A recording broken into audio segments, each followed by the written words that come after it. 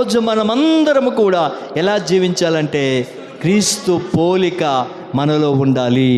కాబట్టి ప్రజలు మారడానికి మనము సువార్త చెప్పక్కర్లేదు, ప్రజలు మారడానికి మనం పత్రికలు పంచక్కర్లేదు, ప్రజలు మారడానికి బలవంతంగా వారిని దేవుని మందిరానికి మనము నడిపించక్కర్లేదు. మన జీవితమే ఒక పత్రిక, మన జీవితమే వారికి ప్రభావితం కలుగుతుంది, మన జీవితమే వారికి ఆదర్శప్రాయంగా ఉంది.